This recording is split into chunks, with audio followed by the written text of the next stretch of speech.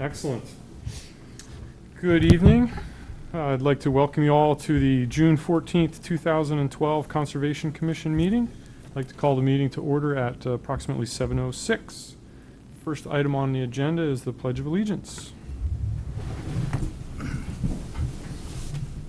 I pledge allegiance to the flag of the United States of America and to the republic for which it stands, one nation, under God, indivisible, with liberty and justice for all.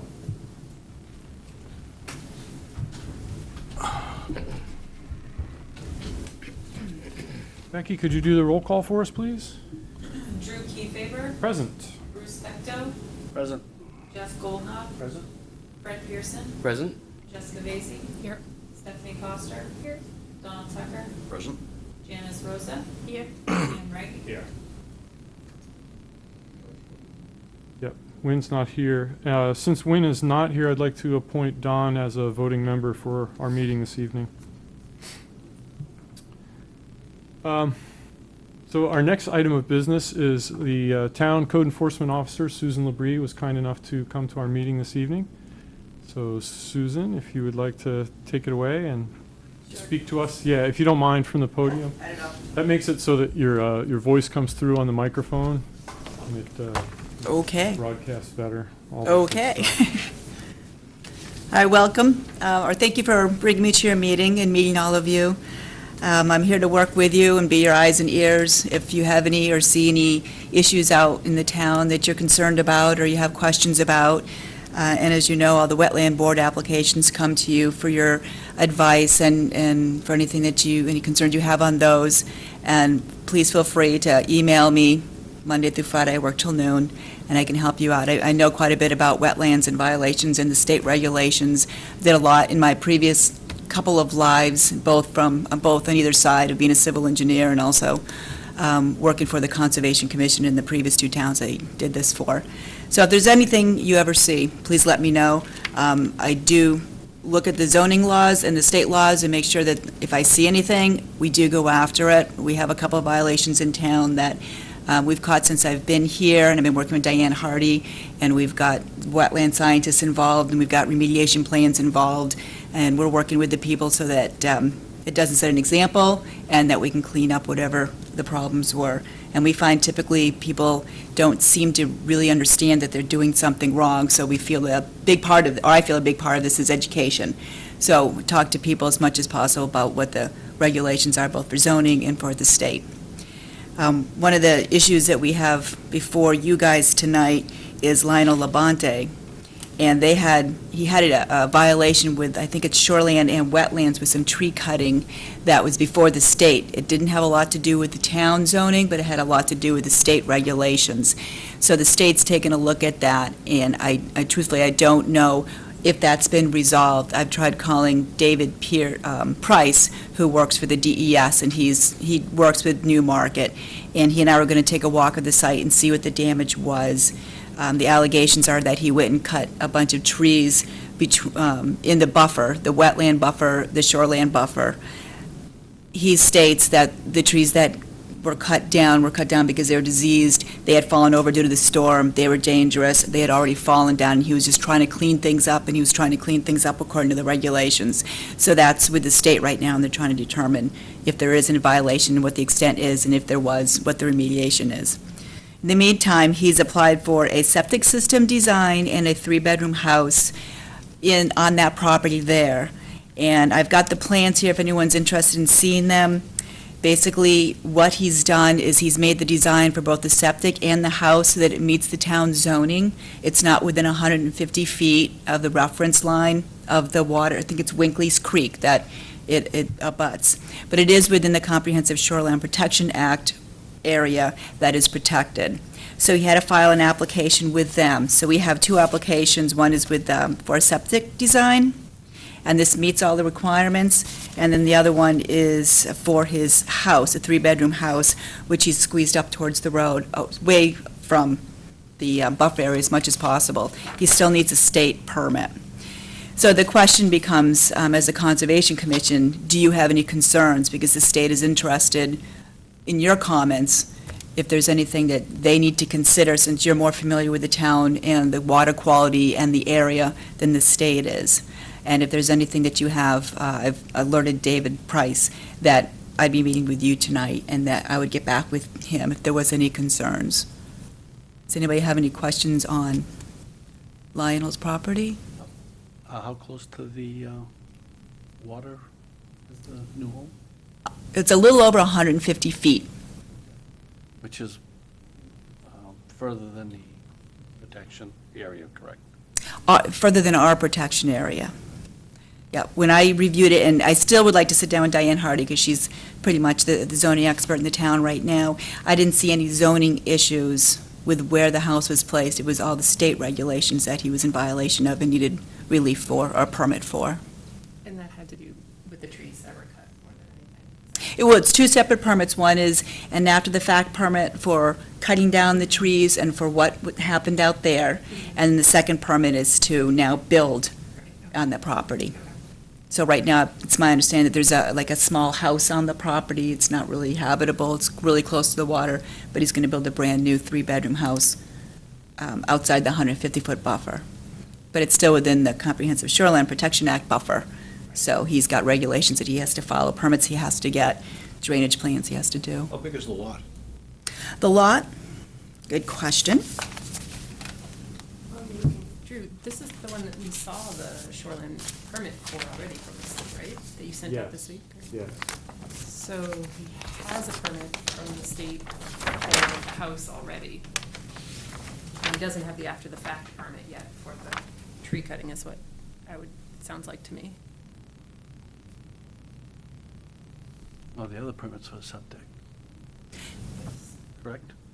Yeah, what I see is a septic, he's got a permit from the state for the septic permit, which they always put a condition on the septic permit that the system must be installed in accordance with the Shoreline Water Quality Protection Act. So they're saying, they're kind of like, got that caveat, if they've missed anything, that it still has to follow this plan. It's my understanding that he does not have his permit from the state yet for the Comprehensive Shoreline Act for the house. So I'm wondering what we saw then. Yeah. Would be- Here, let me give you a copy of this, Susan. 'Cause I think that one is a shoreland permit. This was issued recently, too. Yes. Yeah, we received this, well, the date on it is May 17th. And Yeah. I made a scan of this and sent it out sometime in the last week, I believe. And, yeah, this is labeled as a shoreland impact permit, and it says, based upon review of the reference application, in accordance with RSA 483D, a shoreland impact permit was issued. Permit shall not be considered valid unless signed as specified below. And there's a bunch of subject to the following project-specific conditions. Yeah.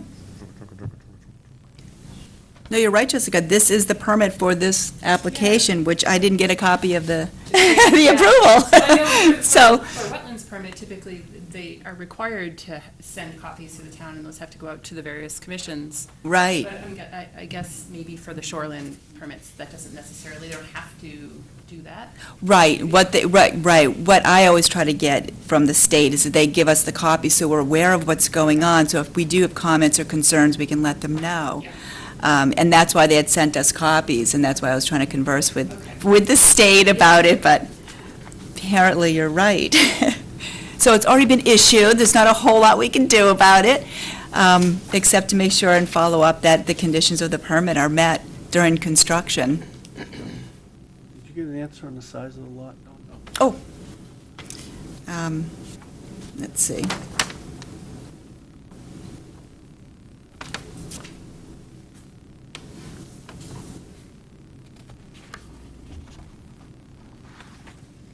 I know they're disturbing over 13,000 square feet in the protected shoreland area. Some of it's temporary, and some of it's permanent. There's a boundary survey in here, too. Let me see if it's on here.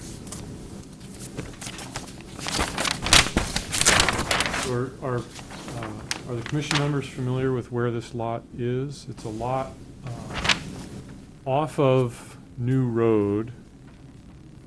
It is accessed via a private driveway that is a right-of-way through an abutter's property.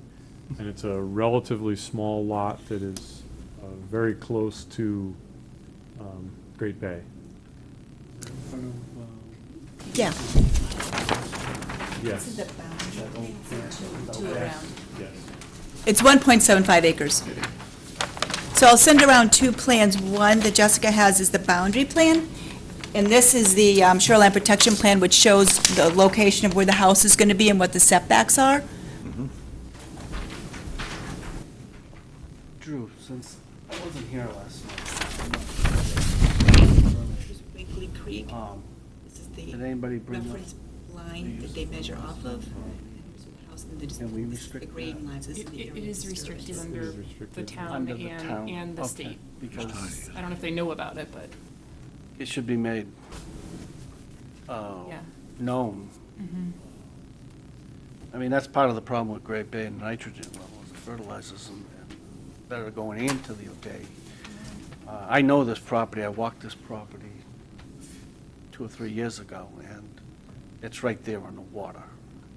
It's right near the,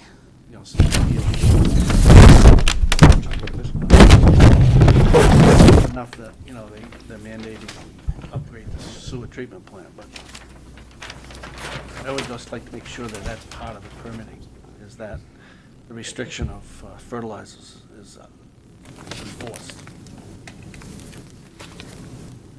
No, it's not going to solve the Great Bay problem, but it's part of the solution.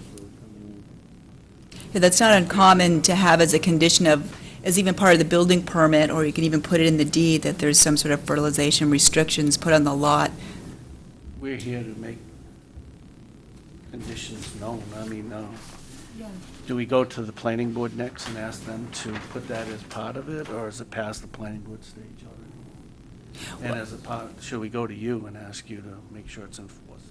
Right, this project doesn't have to go to any other boards, it just needs to go now to me for a building permit. So if there's concerns or restrictions you want to put on because of that, you can take a vote, and then we can initiate those restrictions. Or you could get back to me with a letter. Well, this property is right on the water.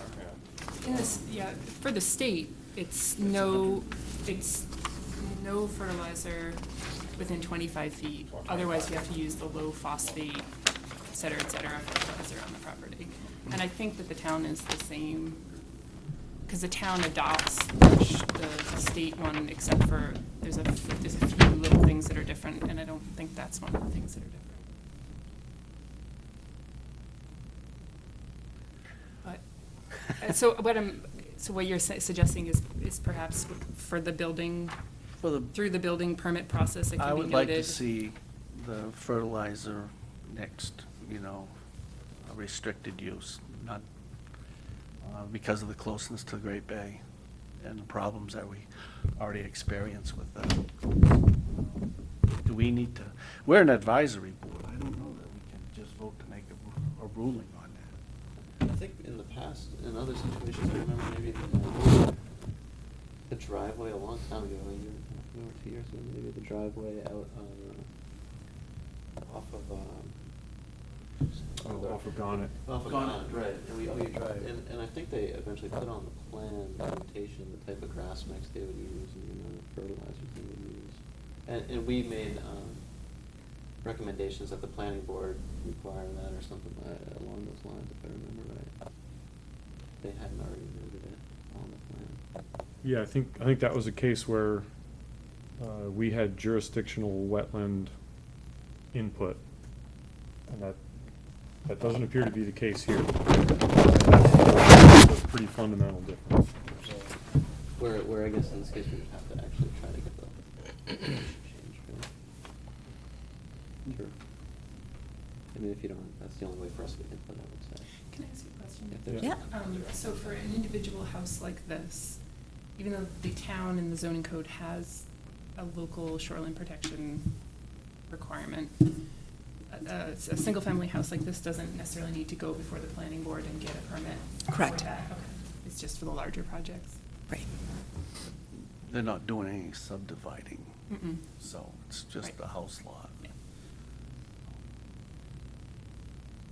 But normally you would see this plan before the house is built, right? Oh, absolutely, Right. yeah. And do you have the opportunity to show that to us if you have any special concerns Absolutely. before you issue?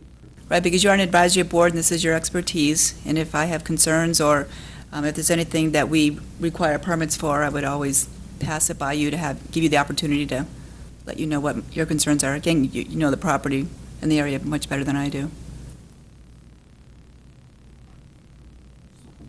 Well, I would like to see the board put some kind of restriction or ask the town to put a restriction on the use of fertilizers around that, in that area. Also, is the square footage of the house, does it have any bearing on the size of the old home that was there? I mean, there was an old camp on that site. There is an old camp, and if you see the plan, it may show in front of you, or the one over there that shows a small camp, and then Okay. the location of that. I think it says the size of the house on that plan as well, the footprint of the house. And I think the state, for its permit, it specifies how much of the lot they're allowing to be impervious, and I'm imagining that would include that existing structure if they're leaving that structure in place, which they seem to be doing. So there's restrictions under the Shoreline Protection Act as to how much of the shoreline buffer can be impervious. And so the state is supposed to look at that when they Okay. are permitting. Did they ask for a permit to tear down the old place? Because there's not much left to it. When I was there. Doesn't appear, right, does not appear that they asked her the tear down of the old place. Might have missed it in the permit, but I read through it and I didn't see where they were going to demolish it. Have you seen the old place? I mean, is it something that's habitable? Oh, gosh, no. Oh, okay. It's already down. Oh, it is, okay. Kind of collapsing in on itself. Okay. If it's the one that I'm thinking of, I would say it's already down. I'd rather sleep in a tent. Okay, so we don't have to worry about that being two houses on one lot. Yeah. And I mean, I will say, I think they've done a good job of locating the proposed house further away from Winkley Creek, further away from Great Bay than the existing camp was. Absolutely. Now, I realize some of that is regulations, et cetera, but it appears they've tried hard to do the right thing. They did not have a lot to work with. No. No, not by the looks of it. So again, does the board, do I need to make a motion for that? Does the board just relay the information to the code enforcement officer? Yeah, I mean, as far as I'm concerned, the state has regulations and the town has regulations. What's being proposed is within the regulations. We just have to make sure that the regulations are enforced. And the enforcement is not the job of the Conservation Commission.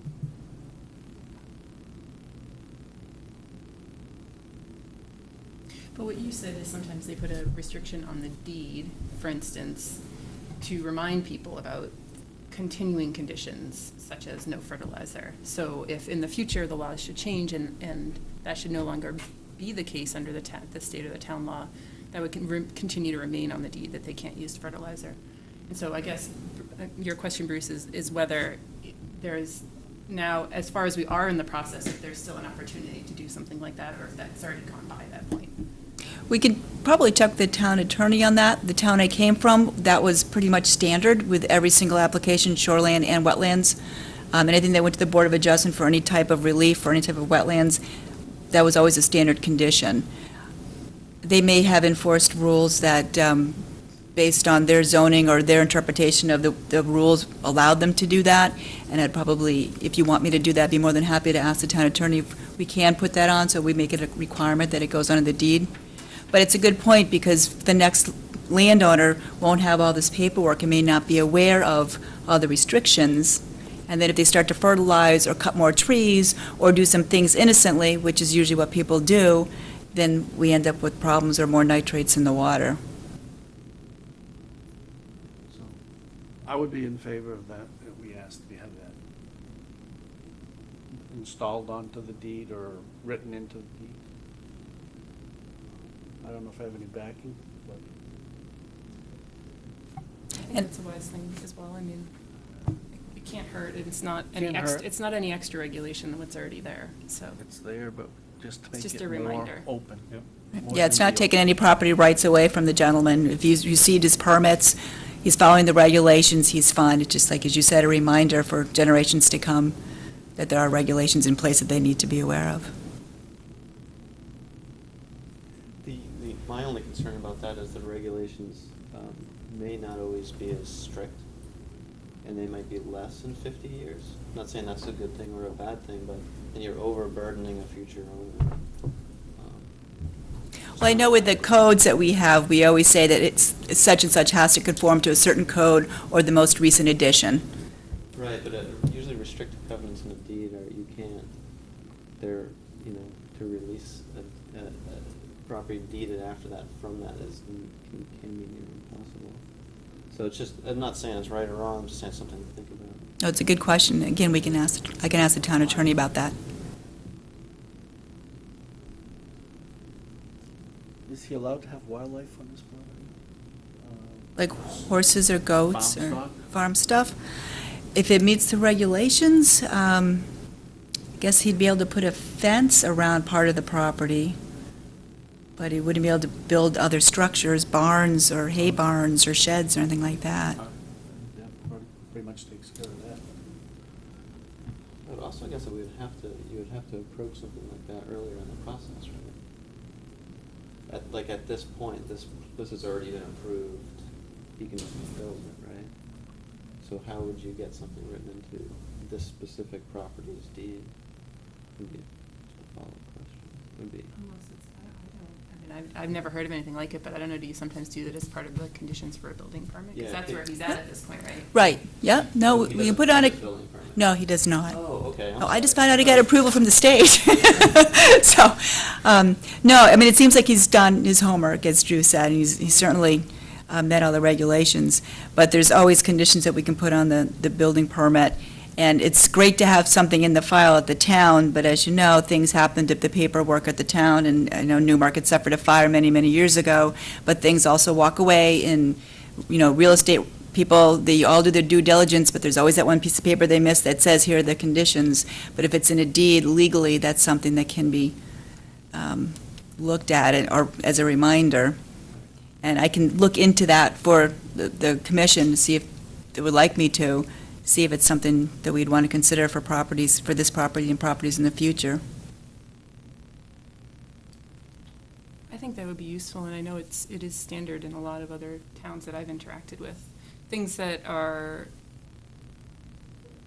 things like the buffers that are in the Shoreline Protection Act already, or the Wetland Protection Act, they're just reiterated in the conditions. Some of them are required to be put in the deed, just so that people remember in the future, especially when you do get new landowners, because that's when a lot of violations happen, is they just don't know what the situations are, so. I know Newmarket does record. Yeah, but conditions of- usually if they're buying the house, the lawyer does. You do record what? I know the town has in the past, in instances, recorded conditions of approval at the registry of deeds, definitely. But, I mean, I'm just saying, I think it'd be worth looking into. to Yeah. see if- Okay, I can do that. Yeah, I would agree. I think it's worth looking into. Okay. We're not from my perspective, we're not imposing any additional burden. No, on we're the not. landowner. We're just trying to assure that regulations are maintained and enforced, and that the landowner is aware of them, future landowners, really. I mean, obviously, the current landowner already is. Right. It's really the future landowners. Right. Okay. Okay, great. Can I ask another question? Yeah. If we're done with this project? Sure.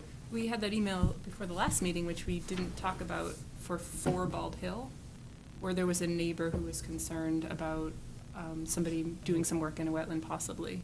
And there was a question about how we handle violations, but I think what you're saying to us tonight is, if there's a question about a violation, it should be directed to you, and you would look into it, right? Absolutely, and I did get that email too.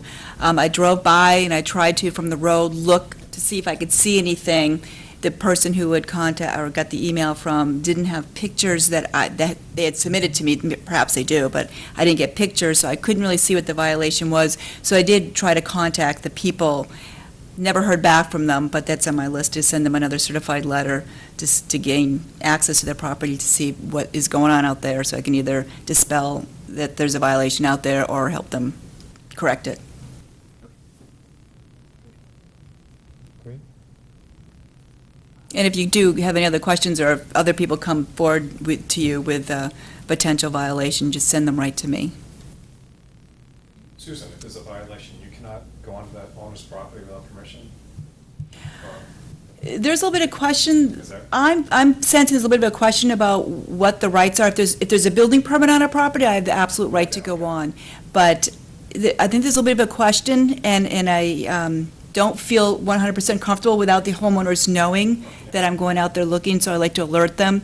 So I always try to attempt by contacting them first, and if I can't get a response from them, I may go to their house in the town car and knock on their door, get a little bit closer to what I can see out there. And then the next step would be, getting a court order if it continues, or if they continue not to let me on. But typically, I try to get on with a phone call and a letter to help them out. Great. Any other questions? I don't see any. Okay, great. Do you want that permit back? No, you may keep it. I'll Oh, have a copy. Great, thank you. Thank you. We should get your plans back to you, Yeah. too. So thank you for coming, Susan. Oh, you're We welcome. look forward to working with you. Yes, absolutely. Anytime you need me to come to a meeting, just let me know. If there's any big issues coming up. Great, thank you.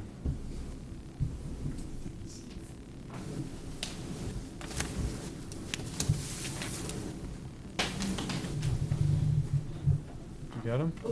I think they're both there. Thanks. Great, thank you. Thank you. All right, so now we will shift. Oh, yeah, there's the other one. Thank you. Okay, so we'll shift back to item number 4 on the agenda, approval of minutes, which were sent out earlier, and Becky handed out printed copies that had some updates in them.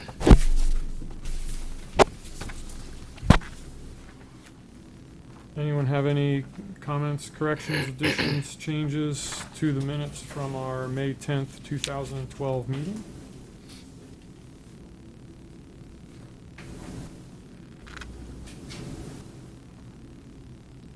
Hearing none, Take a motion. I would entertain a motion.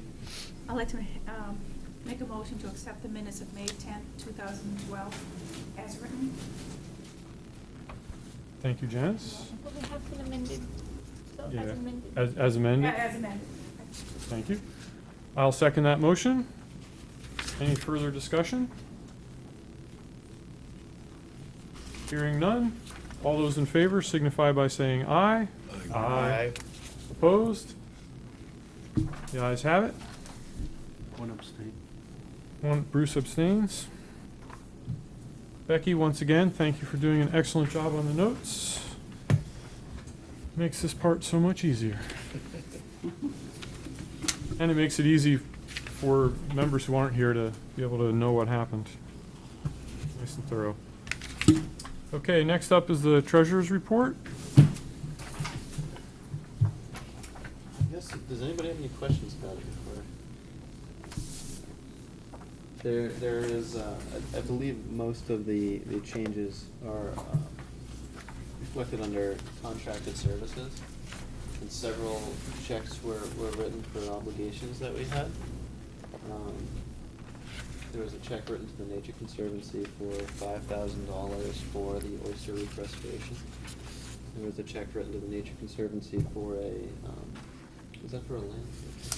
Yeah. For a land purchase some time ago, $5,000 obligation that we had. There was a $1,500 check written for the fishing derby. And there's something else in there too, and I didn't print out the documents. Drew had given me the documents showing the checks that were written. There might be a little bit more in there. Yeah, there should also be the 197.60 or whatever it was for the bus for the environmental field that's trip. So that did go through. Yes. That check request was submitted, that check was cut. So that's, It's good to see some of that money going to use. yeah. And That, the signs for the dog waste are also probably in there. That check request went in the last 5 or 6 weeks, so that's probably in there as well.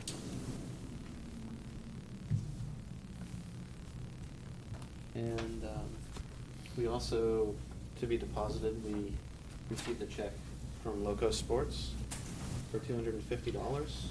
I Yeah. believe that was for use of Shonda Park. Yep. For which race was that? Great Bay Half The Marathon. Great Bay Half Marathon. Thank you. And we have deposits that I just got from Fred for rain barrels and a 2 rain barrels and a composter. Thank you, Fred. I'll see if that's deposited. Other than that, does anyone have any questions, concerns? Great, thank you, Jeff. Moving on to committee reports. Anything from the planning board or town council that is of particular note for the Conservation Commission? Sure. The open space fund, it's taken so long. I think everyone in the town council is very discouraged and very annoyed that a simple process but it seems like once it got in the lawyer's hand, it just took so long. So we're promised that it'll be wrapped up soon, so that money will be forwarded. And basically, they're just saying, it doesn't build, it gets sold, then the town will get a percentage of what they put in, it goes back to the town. So it's there, the lawyer was there, everyone really voiced their concern for something as simple as that for taking so long. So hopefully next time, I'll have a good news for you. It'll go back toward to open space availability or? It will go back to the town. To the town. Right. I don't think it can, because I Right, think it's- once we close once that they close it, bond yeah, fund, right. I don't think we can reopen it. Right. There's nothing new, no new projects. Okay. Great. Great, well, that keeps it simple. Stephanie, anything on the dam committee that we should know about, or? The next step is going to be that we're gonna post the RFP on the town website and allow 2 weeks for public comments. To my knowledge, it hasn't been posted yet. I can let everyone know when it has been posted. Okay. It is I posted? thought I saw Really? it yesterday. Oh, I thought, okay, well, apparently. Unless it's an old one. Yeah, I'll have to check that. I thought we I were know gonna be you went back notified and when it was viewed it. posted, but. So we may look into that. And I'll let you know if it's posted. Okay, great. Thank you. All right, I think that takes care of the committee reports. Chairman's report. First item there is the fishing derby. So the fishing derby is this coming Saturday. I believe the lures hit the water at 7 o'clock. There's a little horn blow. They stocked the fish yesterday. Is that right? Yeah, yesterday. And I believe that all went well. Don and I kind of looked through some of the materials that we had. You know, we said we wanted to try and provide some informational material. We have a brochure that was made a number of years ago that lists the conserved properties in town. I think we've all seen this at some point. So we had 200 copies of this made, and those are being included in the handouts for each one of the anglers. So they'll get a little bit of information there. I will be unable to attend the fishing derby this year. Anyone who's interested in going is welcome to go, and I would encourage you to go. It is a fun and interesting event. Drew, where are the handouts? They went to the rec department. Okay. And the rec department's including them. Each angler gets a little bag. Package, okay. Yeah, and in the plastic bag, like New Hampshire Fish and Game has a bumper sticker in there, a handout related to fishing regulations, a flexible ruler for measuring fish, miscellaneous things like that. So this will be included in that. Okay.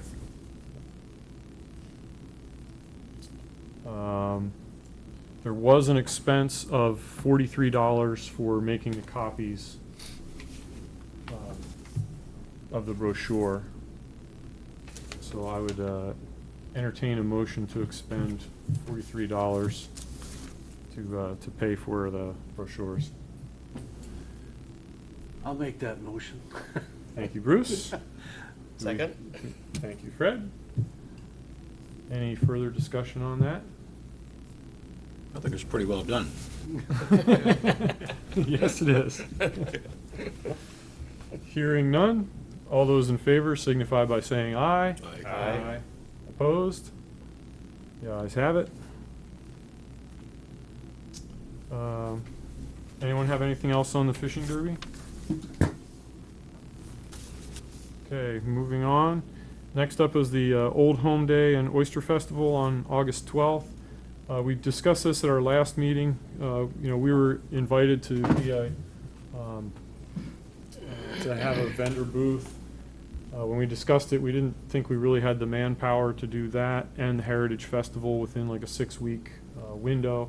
So I wrote back to Debbie Garrettson, who had sent us the information saying, thank you for the offer, but we'll be unable to do anything.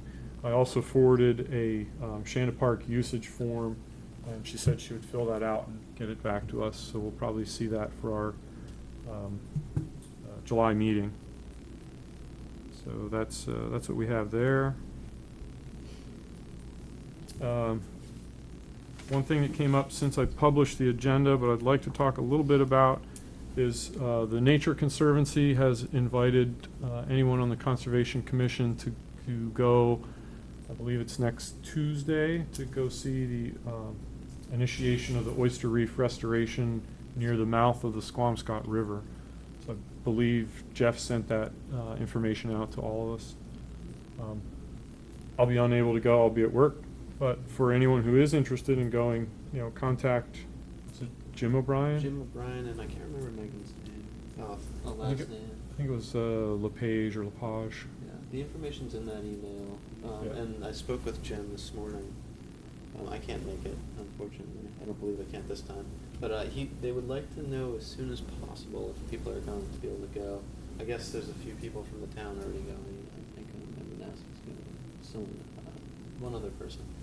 And because they're to get out to the site, it sounded to me, I didn't have a lot of time to speak with them, but it sounded to me like they might be going out the railroad or something. They have to get permission with Guilford Railway. So the sooner they know how many people are going to go, the better.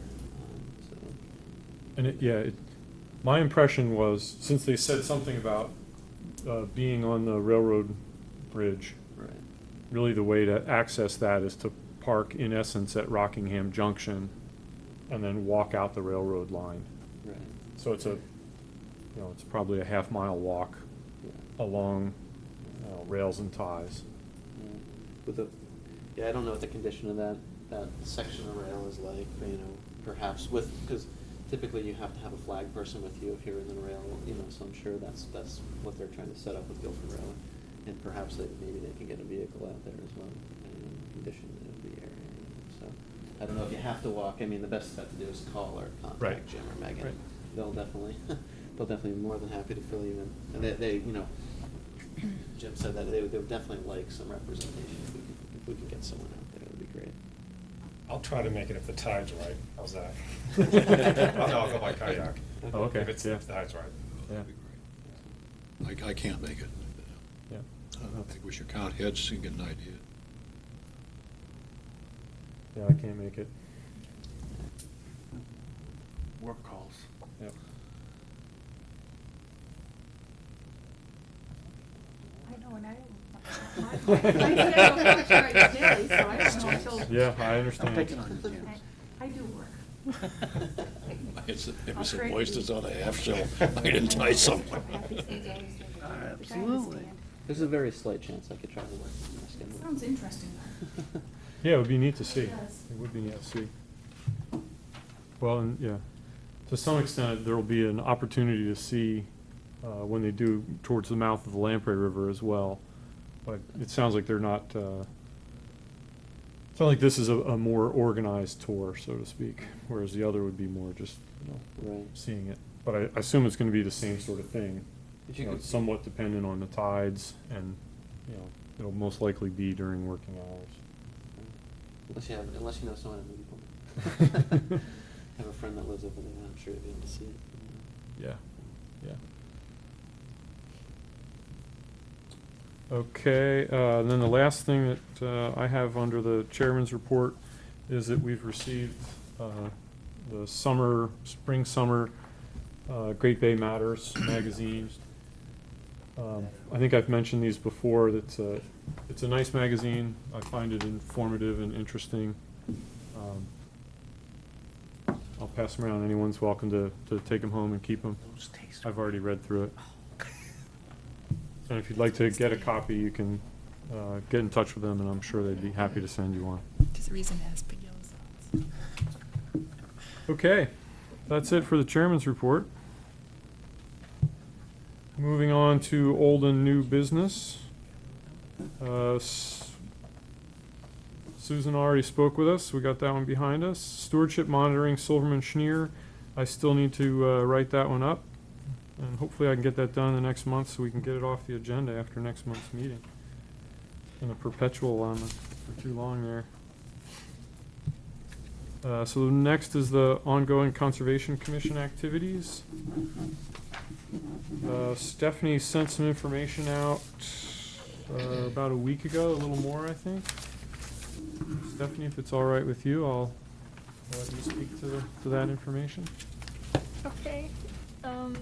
I guess I sent out a list of our tallied top 5 priorities that everyone chose, and I'll read them. So the first one is to maintain a list of priority conservation areas and work with interested landowners and conservation partners to protect specific parcels in these areas. The second one is to develop a process to know when land use change is out of current use for tax collection. The third one is place conservation easements on existing town land not currently protected. The fourth one is to continue to leverage town conservation funds for land protection projects by regularly applying for funds from state and federal grant programs.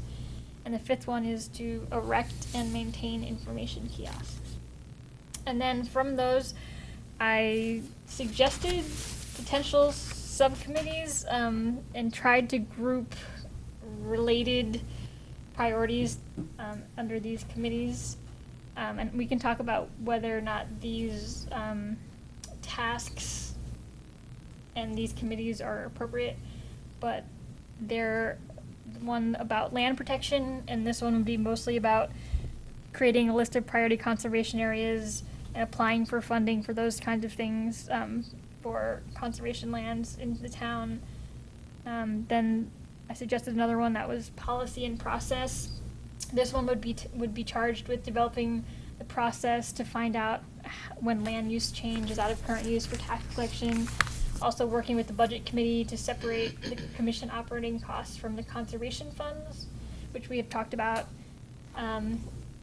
And also updating the list of properties that require annual monitoring visit, and placing conservation easements on existing town land not currently protected. And then I thought another one could be education and outreach. They could be in charge of erecting and maintaining kiosks, review and updating the website, and devise educational workshops and field trips. And then there's another potential one that didn't quite come up into the top 5 priorities, but if there were interested people, there could be something called maybe a trail team, where they help develop the walking trail that connects Piscastic, Louisville to Falls Brook, and they can work on creating comprehensive trail maps of town-owned properties and potentially think about creating a boardwalk at Tuttle Swamp with information about wetland services and rare species. So those are options. They're not set in stone. They're a great start. Thank you. So, yeah, so as Stephanie already said, you know, we voted and these top 5 priorities came up. It seems like establishing subcommittees is a good way to try and address these. I think Stephanie's done a great job proposing some subcommittees. Does anyone have additional recommendations or potential modifications? Just one of the things that you brought up at the last meeting, Drew, was potentially bundling one of the items which is currently under the policy and process subcommittee that you're recommending, and that is the placing conservation easements on the existing town lands, potentially bundling that with the land protection subcommittee, just in case we want to use those as leverage. I did see that as a potential. Yeah. I didn't know where to put that one. Yeah. Yeah. So that's I was trying to think about, though, the land protection one might be a longer task, That's the other and thing. it may be more feasible. The other subcommittee may have concrete goals that they could work through, and it seemed like they may be able to approach that at a more reasonable time frame than another committee that was working on this really big project. But Yeah, I agree. it is a good point. I don't really know which way it should go. I'm just, just bringing it up again. Had me convinced at first, and then I wasn't unconvinced. It's true. I mean, I think Drew's right that if you can use those lands as leverage for funding, then it would seem like even if it doesn't get done right away, it's probably important to save them for that purpose and therefore keep it with the land protection group. Right. And so if that's a thing that you can do, I guess that would be my Right. desire. I know that has happened Yeah. in the past where municipalities have used application of conservation easements on existing properties as a match, as a grant match. And, that's been beneficial. So, that's out there. Okay. Well, in large part, it seems as though the recommendation stands as it is, in large part. I guess at this point, I would propose that we figure out how to allocate people to subcommittees, and then let the subcommittees, work at their own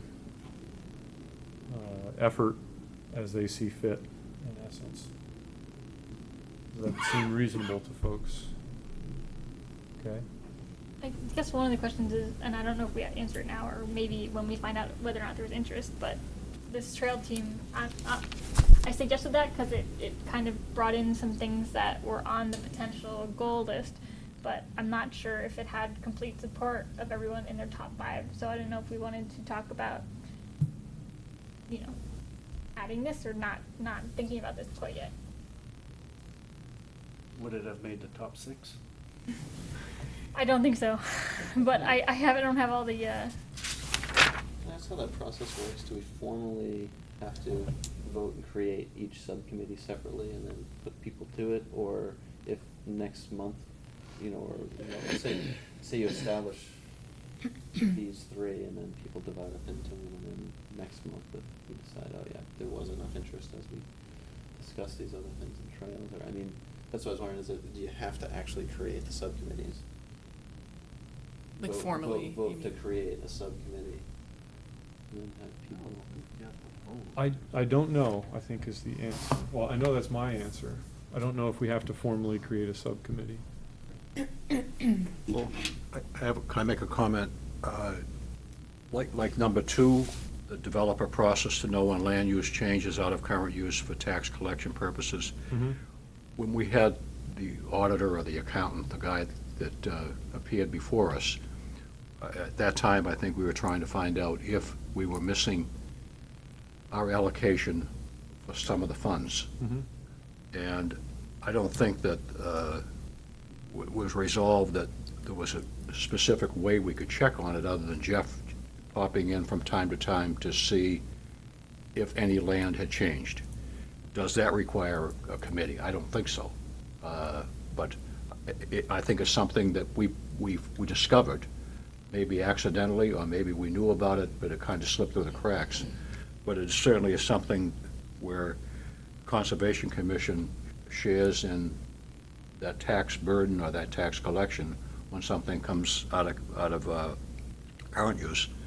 And I think our position was, we just want to be sure that we get our 50%, the town gets their 50%, and then after we get the 50%, I guess we can decide, as our bank account grows, what we want to do with the money.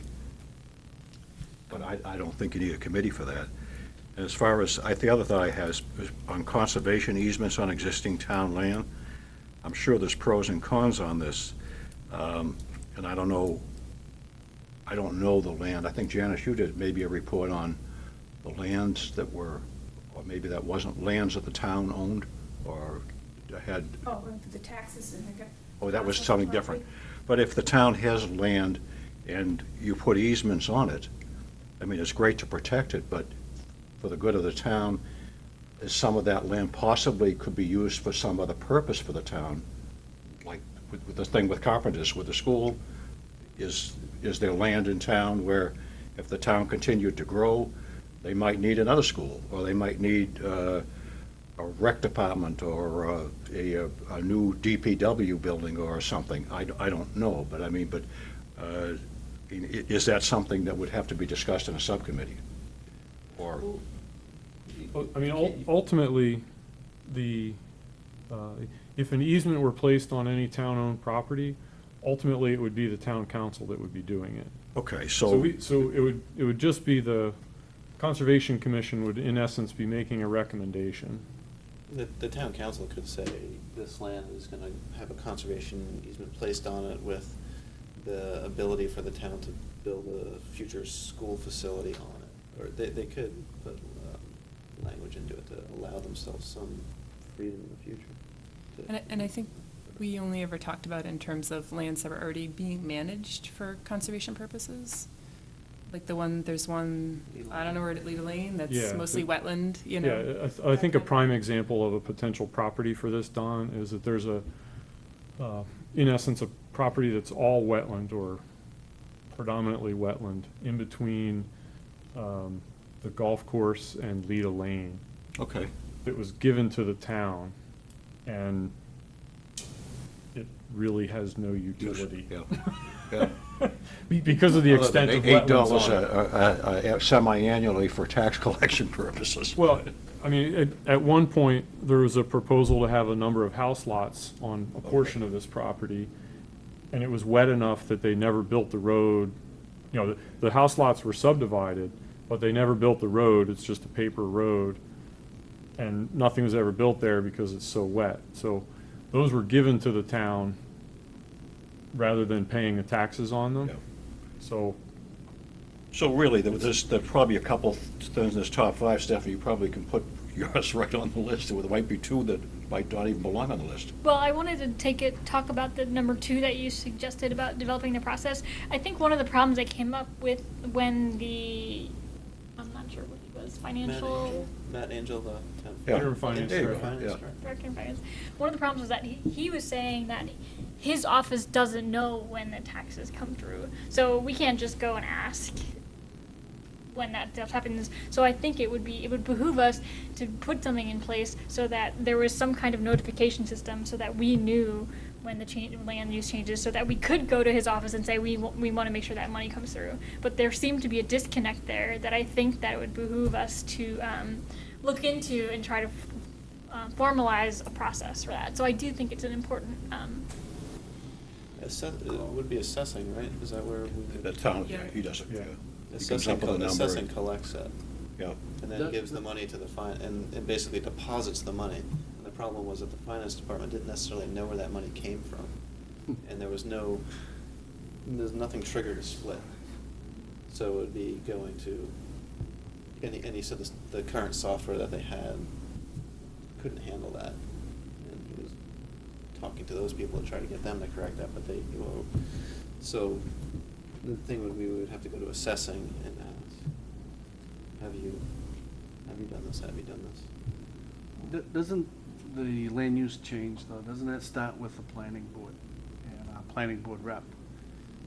If you're gonna Before- subdivide, it probably does, but Well, where else would it come up? Could be buildings. If you're going to subdivide, put new buildings up. because You have to essentially go- you're subdividing a lot. Right, so Yeah. you have to go to the planning board to start with.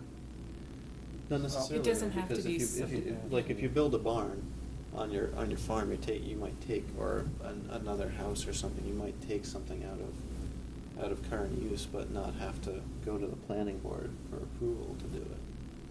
You might take a certain amount out of use, or build a You driveway. want to just build a or- single house, for instance? Yeah, I think you'd probably end up right here with the code enforcement Right, officer. Code enforcement Yeah. officer. I don't know formally how that leaves your hands and moves on through the various town agencies. No, it's a good question. Yeah. It is a very good question. It's the I same can owner. ask a few questions tomorrow. Yeah. They're closed tomorrow, but next week to get back to, see, I mean, it sounds like you've done a lot of research already on it, but see if there's some sort of trigger that I would see as well. I think it's worthy of people discussing it, so if it's Yeah. discussing in a subcommittee, because it is definitely important. We want to make sure that we don't lose track of that. And that the town doesn't either. Yeah, 'Cause exactly. It's my understanding that there's a finite amount of time between when the property comes out of current use. And, you know, you need to bill within a certain amount of time, and if you don't, then, you know, you lose that opportunity, so. Yeah, I think it's worth pursuing. It's like the impact fees that just came up recently. I Yeah. mean, we gave back close to $120,000 worth of impact fees. Gave 'em back. Goes back to the owners. It After wasn't- 7 years, is it? Yeah. Yeah. You know, shame on us. So this is almost like going down the same road. Okay. Okay, so, this brings us back to, as far as I know, we don't need to formally establish subcommittees. I Okay. don't think we've ever had in the past. All right. The only thing I would say is we need to be sure that when we have subcommittee meetings, we don't have a majority of the commission. You know, you can't have a quorum at any subcommittee meeting, because then it's a, I mean, there could be Then just it's a 3 meeting. people who may want to be right, on number 2. right. You know, and those 3 people will be the ones who just work on number 2.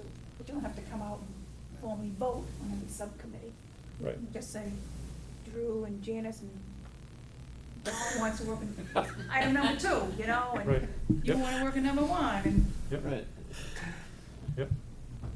simple as that. Yeah.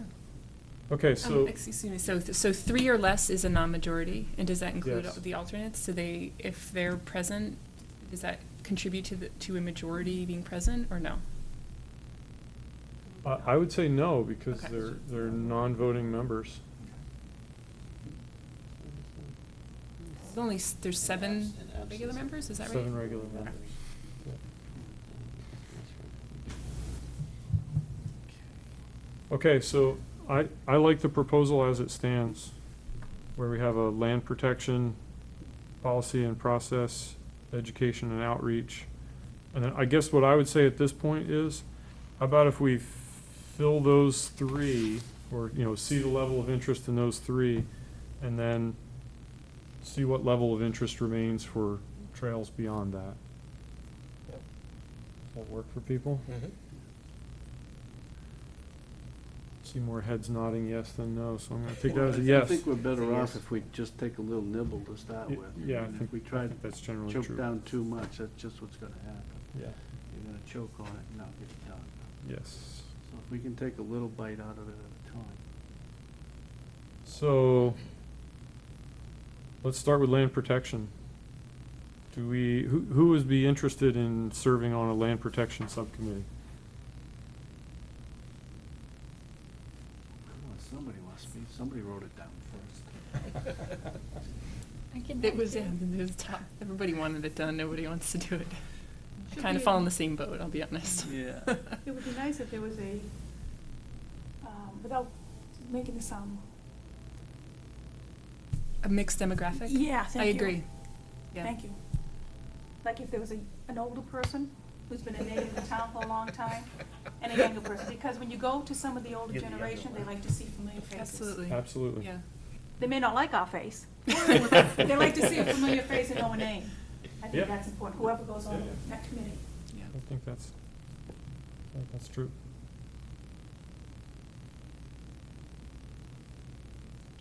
Okay, well, silence here. Okay, well, We could move on and yeah, let's just keep moving on. So I have written down Jessica and Stephanie as interested in land protection. That doesn't mean you're committed. How about, policy and process? Who's interested there? Looks like you got three. Good. All right, Janice, Jeff, and Drew. Because I didn't print mine out. Yeah. Education and outreach. Dan, Bruce, Fred. Okay, I'll do that. okay. What is the education? Trail team. I have to admit, I'm interested there, but yeah, I'm only gonna commit to one to start. I've been trying to be committed, you know, I think that we've done things here. We've and started there installed, slowly, yeah, we've slowly. started Yeah. installed. Drew, And I I know think I it'd put be my one of the hand up funnest for the things, but I feel education and like outreach. there's other Yeah. important things that I don't want to do. Dan I feel like I and should, do you Fred. know what I mean?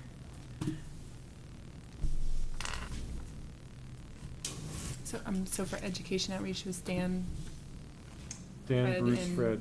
and Bruce, and Yeah. Don is thinking about things. A question on the trail team. Trail, yep.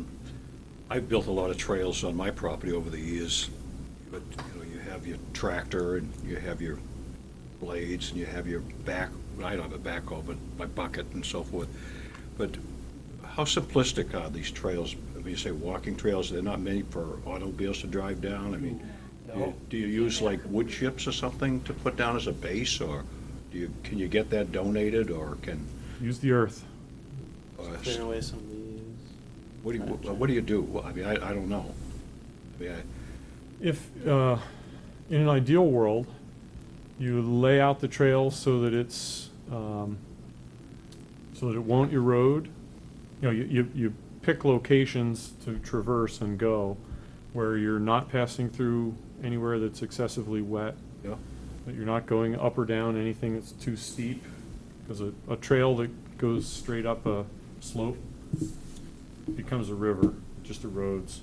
But are these, so this would be raw land, there's not a trail there now? Some of each, yeah. There's a lot of logging roads in the woods still, so you can. I don't know There's this existing area. I mean, trails. I don't think I've ever been there. But I would certainly like to work with whoever's going to be on this committee, but as long as my back holds out. But this kind of thing, I think, at the end of the day, you can look back and say, you really did something. Absolutely. And add it to the list of pages that we have now for the handouts. But I didn't know what is required, or what you call a trail, or how rough is it, or, The one that we made over at the Scassock River Loisel was really relatively simple process, and we had volunteers from the Boy Scouts and several commission members. And, oh, you did? And Yeah. it was a one-day process, more or Yeah. less. I mean, it took longer to lay the trail out Right. and talk about it, discuss it, figure out where it was going to go than it did to actually create that trail. But I that's mean, like chainsaws and things like that? There was a chainsaw Yeah. present. Yep. We did not cut many. Yeah, we didn't have to trees in cut those, much. Most of the Okay. stuff was down, ready Yeah. and maintenance is simple over Minimal. minimal. Well, I don't know how we'll proceed, but I would volunteer for that committee. Great. I don't know if it's helpful, but it's what I would call a footpath. Okay. That's helpful. Mhm. Yeah, it's Usually the more activity you get, the more roots you get, but it packs down Yes. pretty damn good. Yeah, There's definitely some of It's that. actually good to Great see some sign, roots yes. because it's well used. yeah. Yeah, that too. Okay. So is there anyone else on that committee or on Uh, that? Jeff. Jeff, okay. We And can a- ask Wynn what he's interested in as well. Yeah. Okay, so we have a start on all of these. I guess I would say, why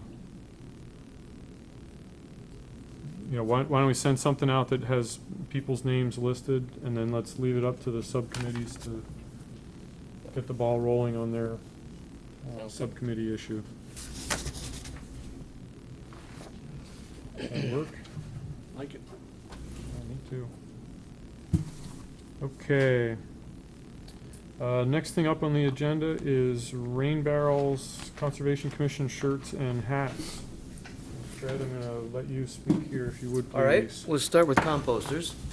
We have no more composters left. The last one was sold, and we sold a couple of rain barrels, and I gave a care package to Jeff in terms of the money that's come in from those. We have just 2 rain barrels left, and that's it. And in all honesty, I think that I'd be remiss if I were to recommend that we buy some more, because the supply, I don't know that we've saturated the market, but it's been very, very slow in selling them. So I don't think it's really in our best interest to go out and get any more. And if people do want those, they can pay about $100 more than we charge at cost at home supply places and that. So they are available, but they're very costly. And, our idea was that we wanted to put the concept out there, and it was conservation of rain and so on and so forth, and conservation of water, rather. And so we did that at cost. And I feel good about that because they're all gone and people are using them. That's the rain barrels or The Compost composters are all gone, and we have just 1 or 2, well, we have 2 rain barrels left. One is in good shape, and the other one has just a little crack in it. But it's not something that compromises the use of it. So that's it. They're all gone except the 2. And You how have a long question? ago did we order the rain barrels and the composters, Fred? This has been 2 seasons, meaning 2 years. So the few that were left went very slowly. How many did we get last time? 2 Um, dozen We get 2 dozen of each. or of each? Yeah. It's like 12 a year. Well, they went quickly at the first and Oh, more yeah. slowly at, more recently. Well, and I think you had the right idea. It's a good thing to have out there. And Yeah, I I wouldn't think be it is. opposed to having an inventory of Okay. a dozen. We don't have to buy 2 dozen, because I think a dozen would probably get us through the next year and a half. Now, you're talking both the The composters? composters and the rain barrels? Well, yeah, even the rain barrels. It's a program that I don't know that you just want to shut off. Again, it's a nonprofit for us, but it's the town's money to start with. Mhm. So, my thought is, if we have it and people are moving into the area now and then, I mean, we're not selling a great deal of properties, but as they come in and they see the product at the town hall when they go to register or whatever, they might just click in to say, hey, we need one of those. And if we live up to what the Conservation Commission is, to have those composters handy. Again, even if it's only saving them $20 or $30 or $40, I think it's worthwhile to do. That's my vote. Well, I certainly would endorse it. And I don't mind taking the responsibility of doing it. I think it will go slowly, but you've got a good point. You've got a good point. I think that's what the commission is all about. Is the rain barrels help conserve, and they can use it to water their gardens or lawn or whatever, and the compost is just to make some more soil for their gardens and flower beds and whatever, so. Well, it is interesting. I understand at Moody Point, there's going to be no watering this year. They're not going to be allowed to water. That's hearsay. I don't know it for a fact, but, Well, they it's a have good their own example. water supply, right? They're on their own water. Yeah, they're on their own water supply, but my understanding is they're not gonna be able to use it to water lawns, Potentially gardens and 80 stuff. rain barrels we could sell now. You can't argue. Start advertising. Start advertising early. I would be in favor of looking into getting a supply, an inventory, if you will, of the rain barrels and composters. And, you know, we can figure out a number if it's 10 or 12 or 20. Is there a minimum order size? Yeah, I was gonna say, so, so Fred can. One dozen. Is it One dozen. 2? Okay. So, So Fred, would you be willing to look into, Sure. getting us costs on ordering a dozen of each? Cost on each, okay, sure. And confirming that that a dozen is a minimum number? It is a minimum number, Okay. but that's okay. Well, maybe they've changed it since 2 years ago. Well, that could be. Sure. And you're willing to continue to store them? Yeah. I mean, that's the other key. Well, we've got plenty of room. Okay, thank you. Mm-hmm. in the past, it's been pretty helpful that Fred's had them right there.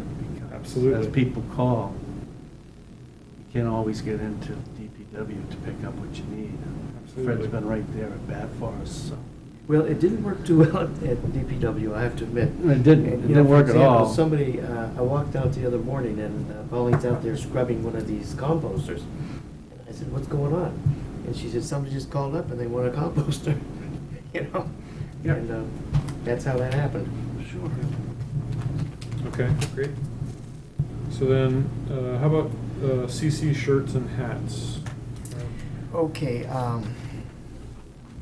we had gotten shirts in the past that said, basically, Newmarket Conservation Commission, it had the heron on it. And I've looked into to the heron. I thought we had the blueprint or whatever you call it at home. I thought Pauline had that because she came up with it, but she doesn't.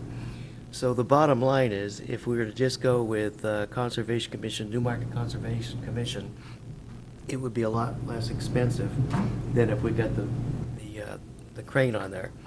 So my suggestion would be, maybe we forget about the crane and we just get Newmarket Conservation Commission. And the hats are $15 a piece, and the shirts are $17 to $18 a piece. And if we were to get 8, it comes to somewhere around $180. And I guess there are just about 8 of us that don't have a shirt. 8 or 9 of, well, it's 8 of us, I guess, don't have a shirt, because I do. You have a shirt? I still have And more. I have one, you have one? I have one It's just, yeah, I have one too. and a hat. I think it's just 3. So maybe we don't need 8, which is just what I wrote down as a round I'm number. looking at 1, 2, 3 that probably don't have them. Yeah, we have at least So 3 that don't. we could get whatever number you'd like to get. There's no minimum for that either. Is there a minimum? Well, I talked to them about a dozen, so I'm not sure. I think he's in town. Last time, just as an aside, last time we did this out of town, but this particular guy's in town, and I think he'd be pretty accommodating. But maybe we could go for a half a dozen. Just a suggestion. Sure. Half a dozen of each, hats and shirts. It's up to the group. That seems reasonable to me. It'd be nice to have everyone on the commission have one, and it'd be nice to have a couple of spares. So, to speed things up, Would you like to go more than 6 then? To have a couple spares? Well, that would give, if we got 6 of each, that would give us 3 spares. Okay. Seems like a reasonable number. So you do a little calculation for us there, Bruce? comes up to $264 if we go with the $18 shirt, $18. Okay. So I'm gonna make a motion that we buy 8 hats and 8 shirts, and of varying sizes. That up to Fred, and that we not spend more than $300 to do so. I'll second that motion. I'm sort of confused as to why we think we might need 8, considering only 3 people need things. I think 6 might be more reasonable. I'll amend that to 6. Can we do that, Mr. Yes. Secretary? I'll amend that to 6. I'll second the amendment.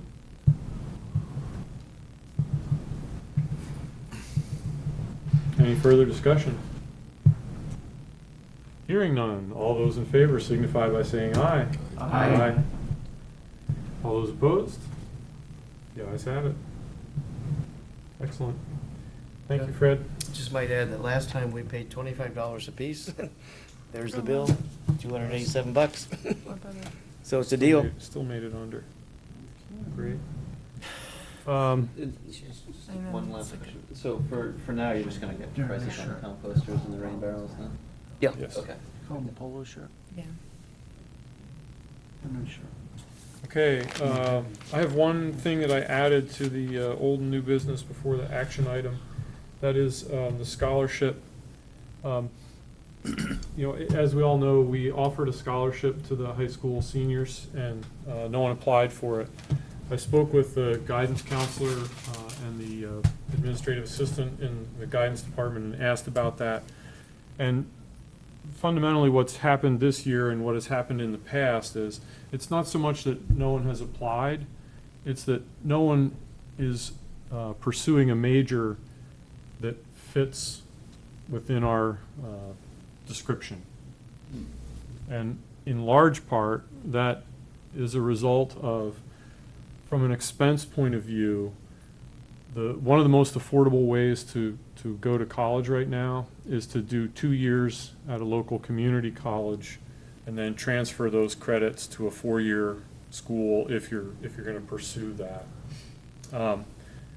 With that in mind, many of the high school students who are going to the community colleges are really going as sort of a liberal arts or more general studies sort of major, and they really don't have a major that is more specific to environmental fields.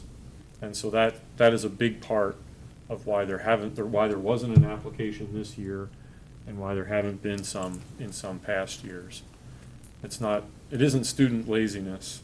Yeah. It's that there really isn't a student who can be clearly identified as pursuing a major that is appropriate. So I hadn't really gotten that Yeah. before, and I thought that was important, so I wanted to make sure everyone on the commission was aware of that. Do you think we should change the parameters, or do we leave them the way they are?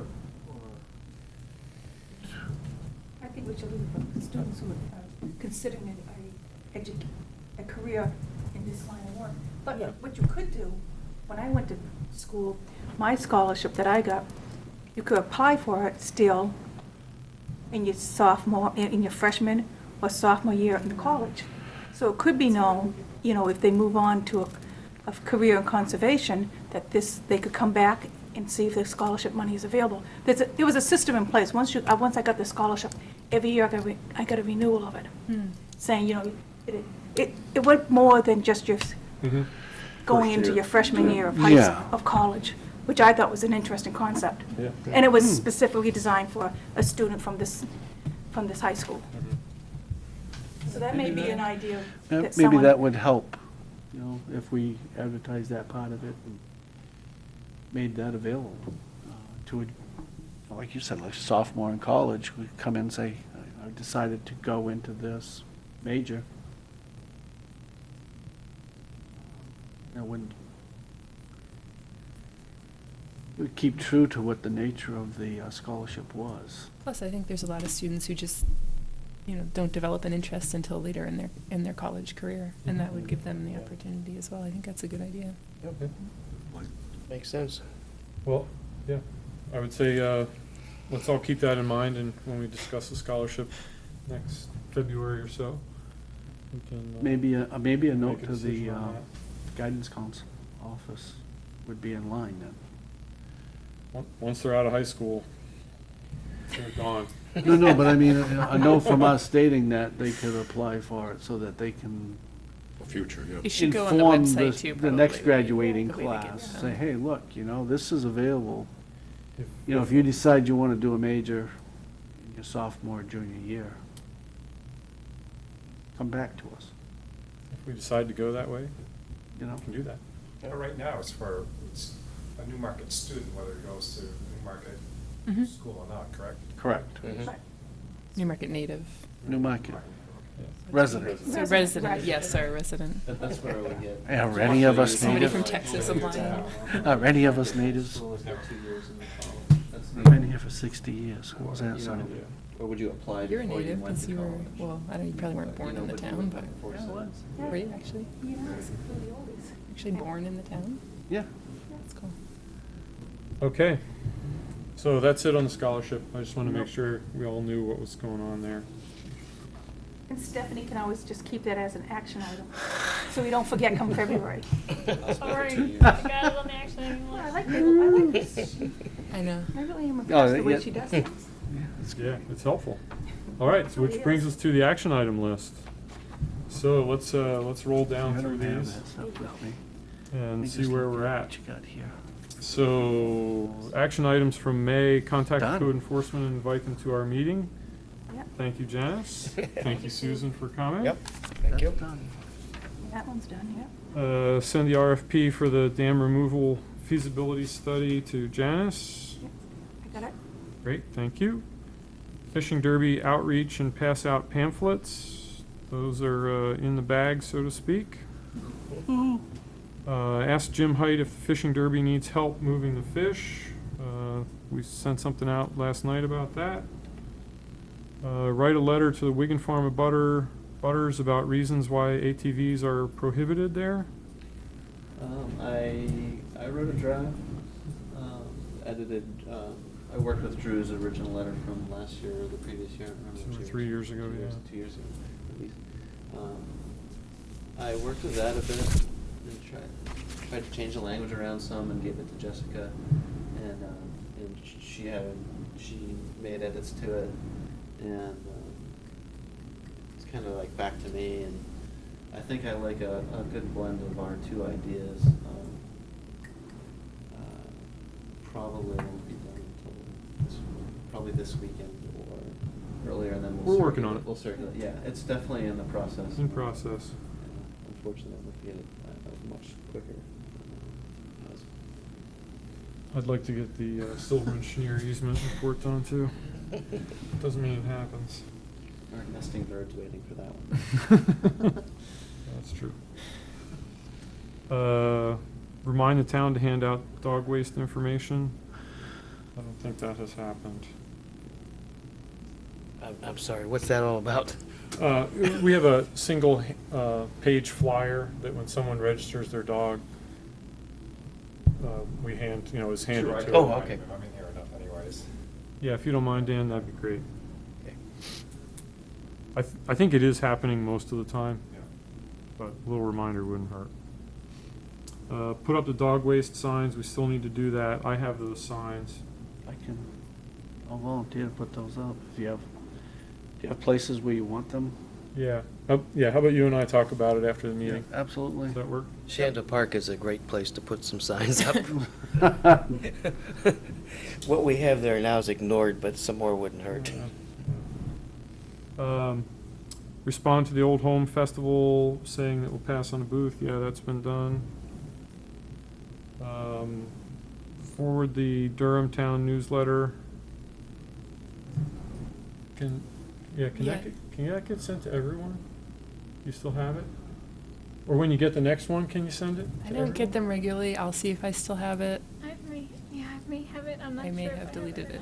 I'd be curious too. All right. Just- Okay, we yeah. can, You can get it, yeah. I can probably, well, no, I can't. Is that a weekly thing or is that a monthly? It is Weekly, yeah. That's impressive. Is that sent out to, can I ask a question? Absolutely. Is that sent out electronically from the town of Durham to all landowners? It's sent out to anybody that signs up for it. Oh, okay. Electronically, is my understanding. And I know Dan presented it to the town council. I don't know how it was received. They're probably waiting for the new town administrator. Maybe, yeah. Do you have to be a resident to get sign up for it? No, you don't. Okay. how was it received? I passed it on to the people, and we've talked about it a little bit, but I think we're in a transition now, looking at the town new administrator, so I think as soon as this new person is hired, that's gonna be a priority. Yeah. And some of the candidates we have looked at, they do all Is that that. getting close to hiring Great. new administrators? Thanks. I Yeah. appreciate it. Thanks. Good. Send out top 5 ranked priorities and subcommittee ideas. That's done. Thank you, Stephanie. Contact Fred about the need for rain barrels and hats and shirts. We just talked about that. And Fred, you'll get back to us next month Yep. on pricing on the. Cost, yep. Thank you. Notify Audubon about Smith Sisters work and cutting. We should probably talk about that one a little bit since there's been, Maelstrom. yeah, some emails that have gone around. So let's back up. From reading of the deeds, we believe that Audubon owns a strip of property that comes all the way out to 152. Is that correct, Jeff? That's our That's where understanding. the plan shows it, that's where the Yeah. deeds read. Yeah. And the butter has done some cutting in that area, but we're not really sure if the cutting is on the Audubon property or not. And that needs to be determined, I'll say. If there has been cutting, then we need to address it, via a letter to the abutter saying, hey, be aware, you're cutting on Audubon property. And I guess what I would say to that is, Jeff, you had said that you'd be interested in going out to take a peek and see where the corner marker is that Yeah, correct? Saturday, I'm willing to Saturday morning if people are available, or Sunday morning if that works better. I'm sure it wouldn't take us very long. Yeah. The survey's relatively recent. Yeah. And I think it's pretty clearly Calls marked. for monuments. Yeah, I think there's monuments that are pretty obvious. Would you ask the abutter, would you notify the abutter to have them present so that they would understand what's going on? Sure, we Just can seeing certainly do 5, that. 6 people Mm. plow up to their, Nosing about. nosing about. So, On a Sunday morning? can I ask a question? So it's a town easement, town conservation easement? The town hold a conservation easement over the land that was purchased by the Nature Conservancy. The Nature Conservancy subsequently sold the land Right. to Audubon. But so it's the town's conservation easement now on it? Yes, over Okay. the property. And that's Yeah. why we're involved. The town Okay. holds the easement. Okay. Right, and as such, we're required to monitor and look into any possible issues that may arise regarding the property. And it's like, if you read the easement deed, it's very explicit on how to proceed if any issues are found. It's like to make friendly contact, and if it moves beyond that, to contact the underlying landowner, which would be Audubon, if anything goes, beyond that, which, on the same piece of property, I believe we had an issue that was resolved by a simple letter and a phone call, and everything was Yep. cordial, Yeah, and it's usually that, it has been that simple. yeah.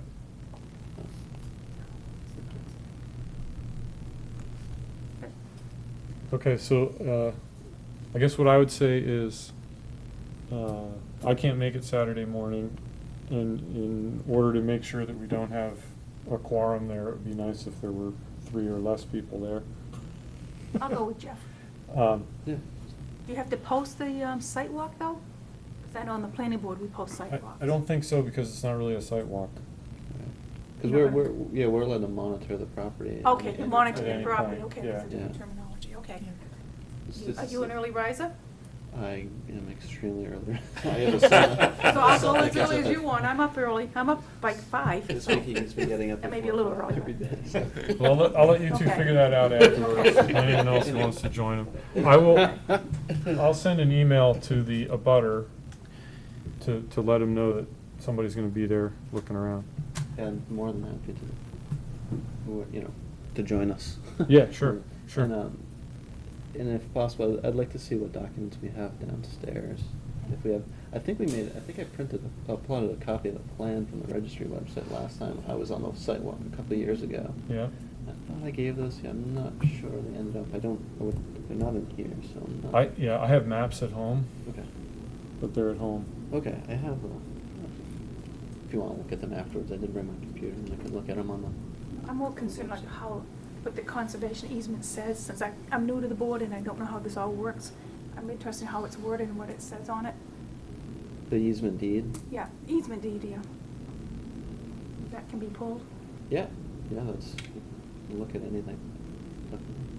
It's all public record. Okay, I think we're good on that one. Look into information about types of lights for Shanda Park. Jessica, I know you sent out some information related to that. Oh, good. I did. I looked into it a little bit and found some information mostly relating to the impact of night lighting on invertebrates. It was something I had in my head was important, but I couldn't remember any details. So the gist of it is that many invertebrates are attracted to lights at night as well as during the day. They're particularly attracted to lights that emit light in the UV or blue part of the spectrum. And then certain ones that live in the water are also attracted to red lights. So I'm sorry, what kind of light? red, just Red in the light. red part of the spectrum. Yep. So, and then it can have various impacts if you have your invertebrates being attracted to these lights. They can change their cycling of when they feed, which then can impact things that might be preying upon them, like fish. It can also impact things like algal growth in the water body, that kind of thing.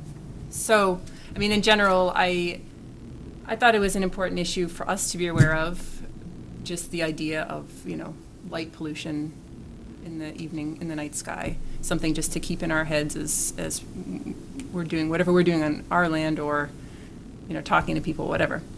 And then in terms of specifically down at Shanda Park with the light at the flagpole, which is how this all arose, we should just talk about if we want to do anything at all. If we did want to do something, I know if you're going to have the flag up at night, you're supposed to be lighting it. Right. But there are options in terms of the simplest thing to do would be to make sure that we had a bulb in that light fixture that was emitting something in the yellow part of the spectrum, which would seem to be the most benign to the things that would be attracted to it. And that could be something like I don't know what they call it, like a low pressure sodium lamp, which is, I guess, pretty common. It's the one that emits sort of this yellowish kind of light. You see them in street lights quite a bit. I didn't go so far yet as to look into what the price would be and how that would compare to what we have in there. I think what's in there right now is probably a UV It's just type a light. regular little Yeah, so floodlight full that- spectrum or something. yeah. Yeah. So, I mean, if we wanted to go down that road, I could look into that. And I think, in the end, I think it's Public Works probably that keeps that light It is. in place. So if these bulbs were any more expensive, we might, if we wanted to do that, we would probably make up the difference. I don't know if they are at this point, or if they're not, we could just make a request that they purchase those instead. I don't know if they're willing to do that. And then in general, I didn't get a chance to look at what the lighting situation is down there, right next to the river. I'm sure there's lights behind the mills and everything. But in general, the idea is the best thing to do is have as little light as possible near water bodies. And you'd be surprised, these insects can be pretty far away and still have their cycles messed up by light during the nighttime. I think I saw something that was like a quarter to a half mile away kind of thing, and they're still impacted. So first would be, less lighting, but there are other ways to get around that for security reasons. If you wanted, you could have things on a motion detector lighting or a timer lighting, so they're off during the period when people aren't going to actually be walking around there. Again, I don't know that those are things that we have any control of for most of the lights that are down there, but it might be worth just looking to see if there are any extra lights besides the flagpole in Shanda Park, that kind of thing. I can do that at some point in the next month. Let me ask you this, because historically, we had a light there and it came from the Conservation Commission to illuminate the flag at night. Yeah, I think And the it's still neighbors there. complained about that, so we turned it off Oh, okay. from the Conservation Commission. And to my knowledge, I'm not sure who turned it on. You're definitely sure it's on? I've seen it on. You have, okay. Because I think yeah. I remember It that burns out often because it's a regular floodlight lamp fixture. Yeah. And it's pointing up, so it catches the rain. Right. And the only other lighting down there, which I would support, is where you walk along that cement walkway or whatever whatever it is. Yeah. A lot of people walk there at night, and without the lighting, they'd be endangered. Yeah, that goes over the brook. Is that what you're talking about? That's right correct. There? Yeah. Yeah. So maybe the thing to do would just be, I mean, if we want to, if people think it's a point of concern, would just be to change the type of bulb than for even just the flagpole lighting. Well, that would make sense. That might be the easiest way. Would you be able to change the bulb for the brook one too? If they have, if that type of bulb was available, I guess it depends if they make that type of bulb for those particular fixtures, but yeah, for both of them, for any of them.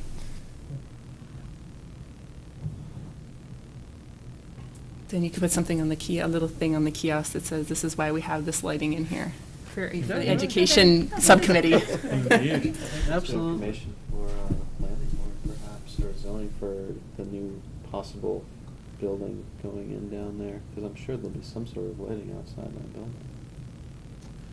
That's true. I mean, that's 50 Yeah. feet from the park, so. Something for the planning board to look into.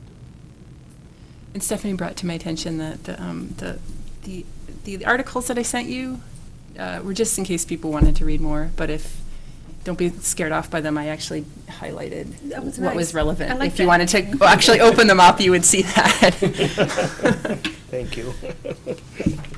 That's good information. Yep. Okay, so you want me to go back to the planning board, lighting concerns in areas? Okay. Particularly with the redevelopment of what used to be Joyce's Kitchen, yeah. Yeah. So, is that something you'd like me to look into, like the pricing differences, or? Yeah, I think so, Okay. Yeah. yeah.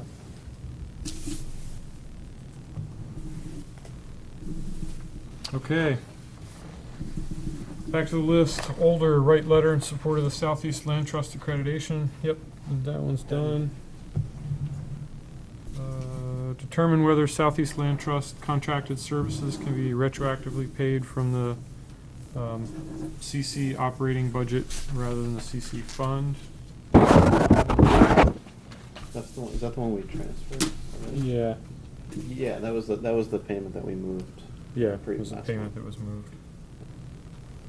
Resolve the Wigan encroachment issue, not yet. That one's still going on. Silverman Schneer stewardship, not yet, that's still going on. Amend the Wigan Farm management plan to move the mowing to September 15th. I That think has that not still been needs to happen, yeah. And Jessica's offered to help me with that. He's like, put her name on the list. No. Not at all. I'm just saying that. Yeah, we're working on it. It's still in the process, and you mentioned it to me the other day. That's fine, yeah. Find someone to help mow, maintain the parking lot and trailhead at Piscassic River Loisel. I don't think that's happened yet. I actually haven't, has anyone been over there? Does anyone know how the grass is looking over there? Been there a while. Last time I was there, it was very short. All right, well, She's living near we'll keep that one going. I don't think it's Yeah, closer to overgrowing, the so Smith I sisters. think something's Yeah. happening there, so that's good. I stopped at the Wigan farm. Day before yesterday, I guess it was. Yeah. And that looks like it's been maintained. It was high, but I mean, it's been raining for 3 days, so I know Yeah. nothing's been done. Yeah, I saw Win, when did I see Win? This past weekend, I think, and he said he mowed the loop trail at Wigan and mowed down around the parking lot area as well. Awesome. It's quite nice. Yeah. Yeah, it's nice. It's narrower than it was before, and it's kind of nice. I like it. The way- Cool. I like it narrower. Nice. Discuss the Eagle Scout project, new trails on Quox property. Yeah, let me say a little bit about that. That's moving forward. The Eagle Scout who's proposing to do that, you need for an Eagle Scout project, you need to complete it before your 18th birthday. This particular scout's 18th birthday is approximately a year out, so he's doing a good job as far as getting started ahead of time. I think the plan is to try to have the trail work in the fall. So have the trail established in the fall, and I think he's also hoping to install a kiosk there And he's been in communication with Phil Brown from New Hampshire Audubon to coordinate making all that happen. So looks like that's gonna, that's still moving forward. So that's a good thing. Is there a way that we can get in touch with them? Because the potential of the Piscassic River Loisel to Falls Brook would be I think, somewhat in that vicinity. yeah, I think as proposed, the trail's either gonna come very close to the Piscassic River Loisel property or right over to that abutting corner. Yeah, right at the top of the hill there, kind of. Or at the bottom of the hill. Yeah, at the bottom of the hill Okay. where the two properties, where the two corners kind of poke together. Drew, is that something that like you would have a chance to look at the proposed trail Yes. before it goes in? Yeah. So you could make a recommendation? if Yes.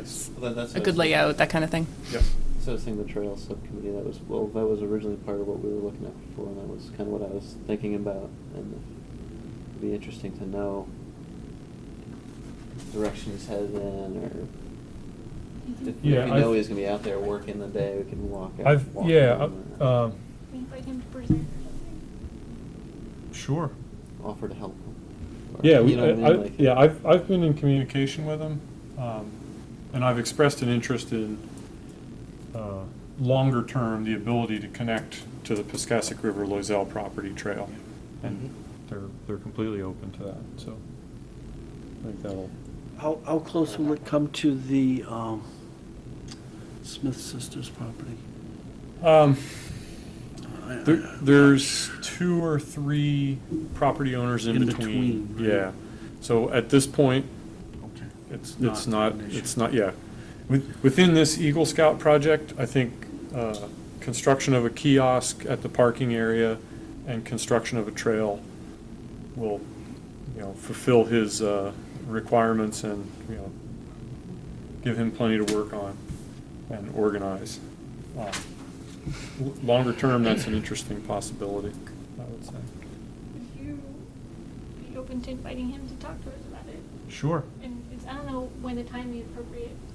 Does he have ideas now or is it later? I mean, I need to put this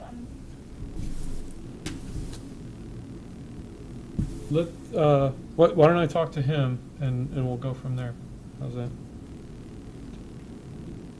It'd be nice if he had a completed proposal, I think I would say. And then we can roll from that.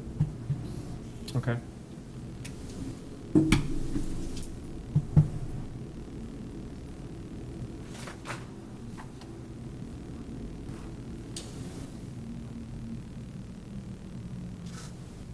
Okay. Remove snowmobile bridge from Wigan Farm. The snow rollers had Snow said they'd rollers be would willing be- to help that, do that or do yeah. that, but I think when Jim left, that contact was left with him. Yeah. So we might just need to, I Send you don't know if an anybody email. knows any of them. I don't. Do you think Jim would still be willing to be like a I liaison? bet He- Jim Oh, yeah, would. sure. He said if we're Yeah. doing any projects, that kind of thing, that Yeah. we should Yeah. Yeah. know, so. That's kind of a tough one. Because I'm sure the easiest time to move it is when the snow is on the ground. But if it's partially in the water and frozen, then you can't, you got to get it somewhere where it's not frozen before it's frozen, and then it's easiest to get out of there when it's frozen. So it's sort of a multi-season issue. All right. I'll get in touch with Jim and we'll see if we can get something started there.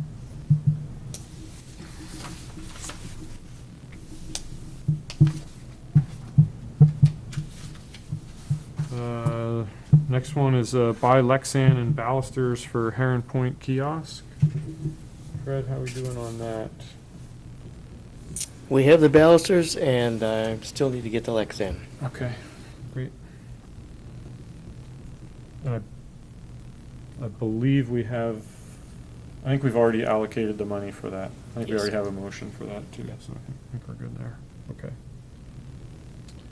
Arrange for the snow rollers to meet with the CC for a discussion about mutual interests. Goes right along with the bridge. Yeah, and the trails.